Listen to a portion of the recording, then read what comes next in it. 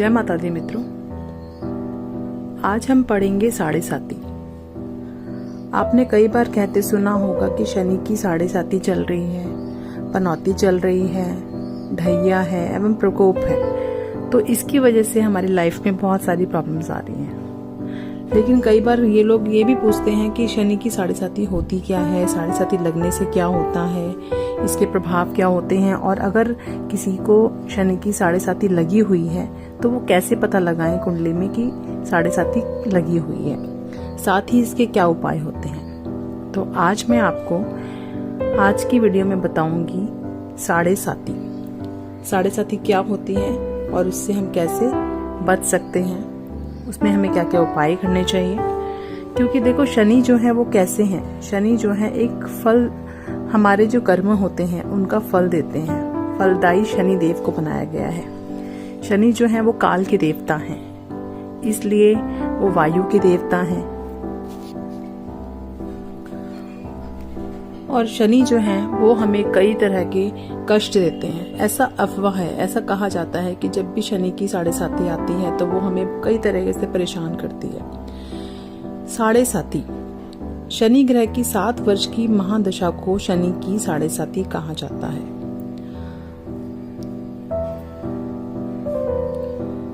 भारतीय ज्योतिष के अनुसार नवग्रहों में एक ग्रह शनि है, तो शनि की 7.5 वर्ष चलने वाली जो ये दशा होती है उसको ही ज्यादातर जो है वो साढ़े साती के नाम से बुलाते हैं। साढ़े साती का पता कैसे लगे और साढ़े साती बनती कैसे है। जैसे मैंने एक ये लगन कुंडली बना रखी है, लगन कुंडली जो कि सिंह लगन की कुंडली है, और इसमें जो उनकी राशि है जिसमें चंद्र बैठे हुए हैं यानी कि मेष राशि में, तो मैंने मेष राशि से यानी कि एक चंद्र कुंडली बनाई जो कि यहाँ पर है। ये बनाई हुई है चंद्र कुंडली। तो साढ़े साती देखने के लिए हमें यह देखना होता है कि गोचर में शनि जो है वो किस राशि में है, और लगन कुंडली का चंद्रमा देखना होता है। अब शनि जो है ये चंद्र कुंडली है, चंद्र कुंडली में शनि 12वें स्थान पर है। शनि जो है वो 12 राशियों का चक्कर अप्रोक्सीमेटली 30 साल में पूरा करता है। तो यानी कि वो एक राशि में 2.5 वर्ष रहता है। शनि जो है वो एक धीमा ग्रह है, तो वो बहुत धीरे धीरे चलता है। तो जब हम साढ़े साती की बात करते हैं तो हम जैसे देखते हैं कि साढ़े साती चंद्र से 12वें स्थान से शुरू होती है। जैसे अब ये जो कुंडली बनाई हुई है, इस कुंडली में ये एक नैसर्गिक कुंडली है, काल पुरुष की कुंडली, तो इसमें 12वें स्थान में यहाँ पर शनि है।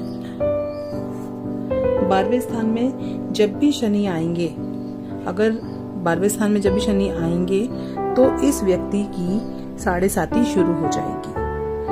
तो जब भी साढ़े साती आती है तो वो 12वें स्थान, उससे अगला यानी कि लगन में जो लगन और साथ में उसका अगला द्वितीय, इन तीनों से जो है हम साढ़े साती देखते हैं। तो जब कुंडली में जन्म राशि मतलब यानी कि चंद्र राशि से 12वें स्थान पर शनि का गोचर आरंभ होता है तो शनि की साढ़े साती आरंभ हो जाती है, जो कि 7.5 साल तक रहती है। और एक राशि में, जैसे कि अब इसमें जो है मीन राशि में 2.5 साल रहेगी, मेष राशि में 2.5 साल रहेगी, और द्वितीय भाव यानी कि वृषभ राशि में जो है 2.5 साल रहेगी। तो 2.5 तो इस तरीके से साढ़े साती जो होती है वो 7.5 साल तक रहती है। अब बात करते हैं कि साढ़े साती जो होती है उसके कितने चरण होते हैं। तो ये 3 चरणों में काम करती है। तो शनि की साढ़े साती जो होती है उसके टोटल 3 चरण हैं, यानी कि 3 चरणों में पहला चरण होता है ये तब आता है जब चंद्रमा से 12वें भाव में जो है वो शनि गोचर करते हैं। तो अब इसके 3 चरण हैं।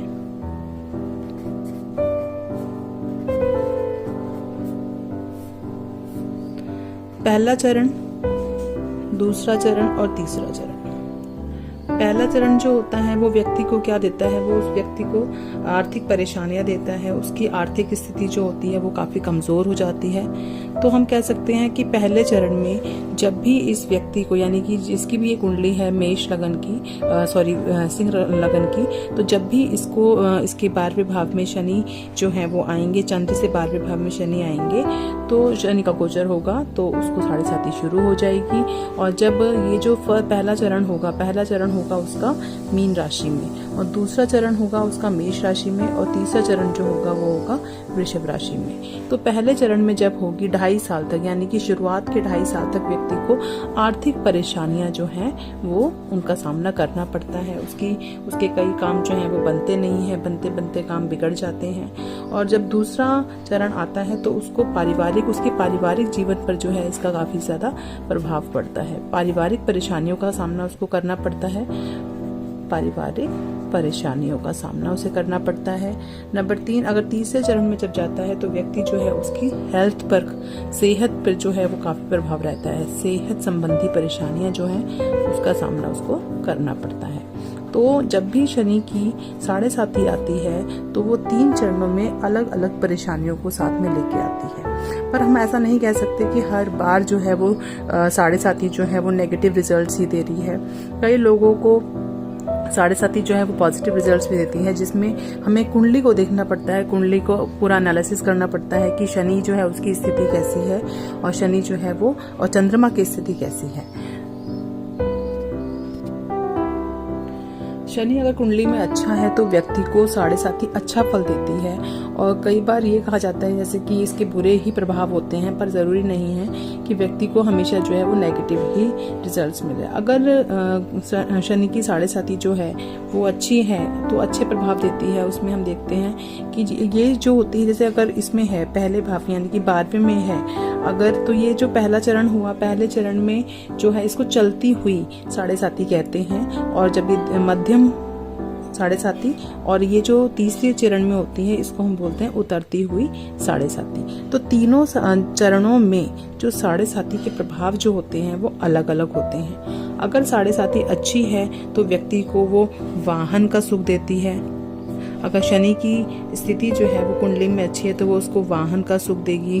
वो जो है वो अपने भवन, अपने लिए घर खरीद सकता है, भवन बनवा सकता है, घर भी बनेगा उसका शनि की दशा अंतरदशा में। और इसके साथ ही साथ जो है उसको प्रॉफिट, धन से भी लाभ उसको होगा। तो अगर शनि अपने अच्छे प्रभाव दे रहा होगा, तो अगर कुंडली में जो है शनि की स्थिति अच्छी है तो व्यक्ति को 7.5 जो है वो अच्छा फल देगी। लेकिन वहीं अगर उसकी बुरे प्रभाव दे रही है कुंडली में शनि की, तो उसमें जो है उसके क्या होगा, उसको जो है वो कई सारी परेशानियां झेलनी पड़ेंगी। उसका जितना भी मतलब ये जो जितने भी पॉजिटिव रिजल्ट्स है ये तो मिलेंगे ही नहीं, साथ ही साथ उसको उसके जो रिश्तेदार हैं, रिश्तों से उसकी दूरियां बन जाएंगी। उसके जो रिलेशंस हैं उनमें कई बार अलगाव की स्थिति पैदा हो जाएगी। क्योंकि जब भी अगर जैसे कि अगर मध्यम में आती है, मध्यम चरण में यानी कि दूसरे चरण में जब भी स्थिति बनेगी तो व्यक्ति को जो है उसका सीधा सा प्रभाव जो है वो उसके वैवाहिक जीवन पे पड़ेगा, जिसकी वजह से उसकी लाइफ पार्टनर के साथ जो है वो लड़ाई झगड़े हो सकते हैं, कई बार अलगाव की स्थिति भी हो सकती है। तो इस तरीके से शनि की 7.5 जो है वो तीनों चरणों में अलग अलग प्रभाव देती है।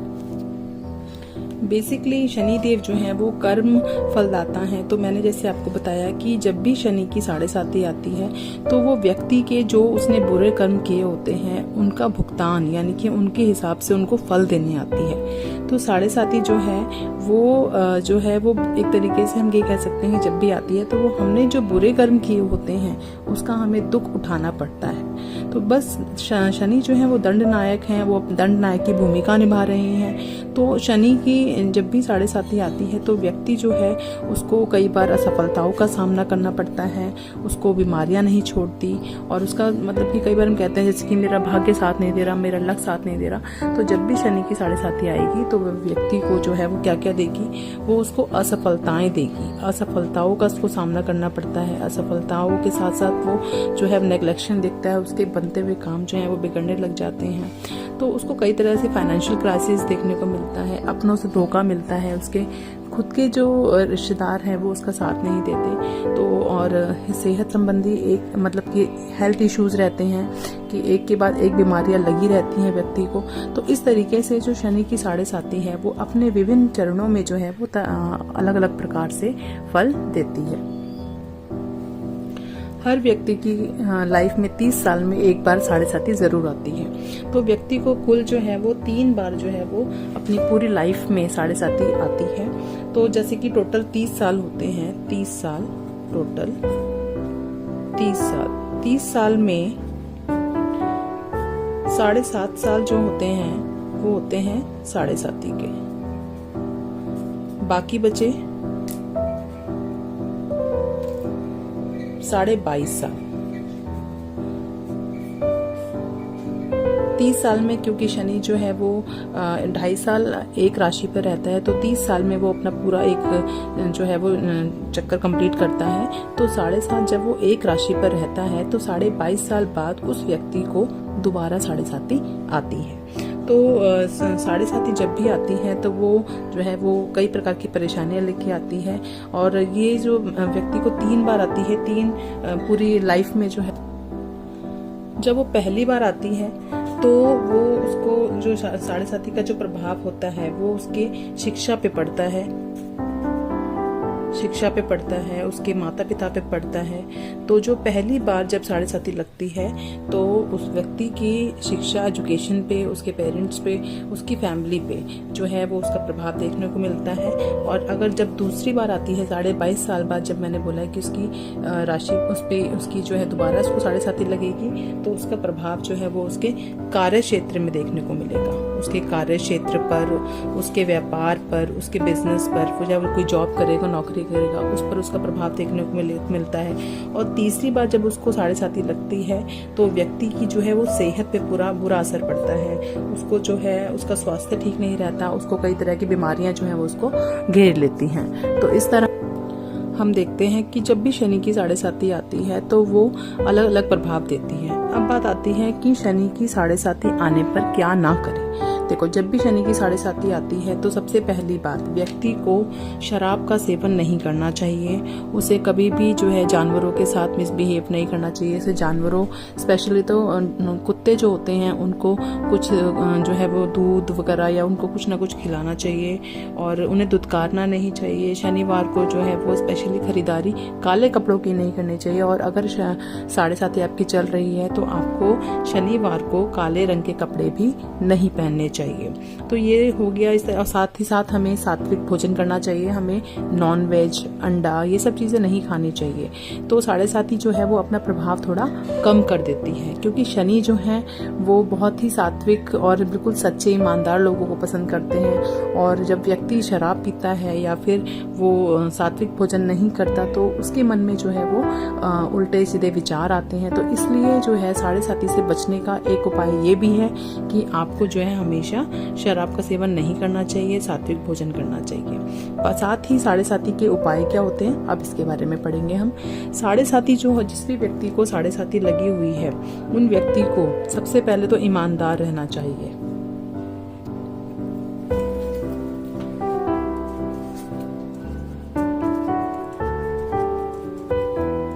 ईमानदार, शनि को ईमानदार, सच्चे लोग, मेहनती लोग काफी पसंद है। तो जब भी किसी व्यक्ति को 7.5 आई हो तो उसे ईमानदारी से काम करना चाहिए, सच्चाई से काम करना चाहिए और पूरी लगन से काम करना चाहिए। मतलब कि मेहनत जो है वो शनिदेव जरूर देखते हैं, तो मेहनत से काम करना चाहिए। दूसरा जो उपाय है वो है काले उड़द की दाल का दान। काले उड़द की दाल का दान करना चाहिए। तीसरा, काला तिल दान में दे सकते हैं, काले वस्त्र दे सकते हैं, इन चीजों का दान करना चाहिए। साथ ही लोहे से बनी हुई चीजों का दान करना चाहिए शनिवार को। और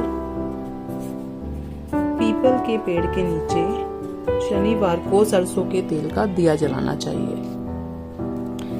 पीपल के पेड़ के नीचे सरसों के तेल का दिया जलाएं। साथ ही शनि मंत्रों का जाप करें। शनि के जो मंत्र हैं, ओम शम शनिश्चराय नमः, शनि मंत्र का जाप आप 3, 7, 11, 21, 108 बार कर सकते हैं। साथ ही आपको हनुमान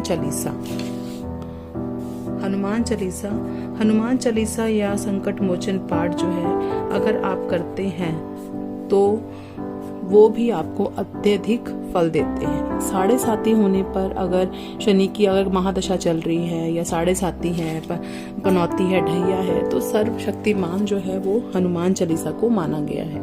लेकिन कई बार लोग हनुमान चालीसा करते वक्त जो है वो उनके जो वाचन हैं उनको सही तरह नहीं बोलते, इसलिए उसका पूर्ण फल नहीं मिलता। इसलिए शनि हनुमान चालीसा का पाठ जो है वो मंगलवार और शनिवार इन 2 दिन तो अवश्य करना चाहिए।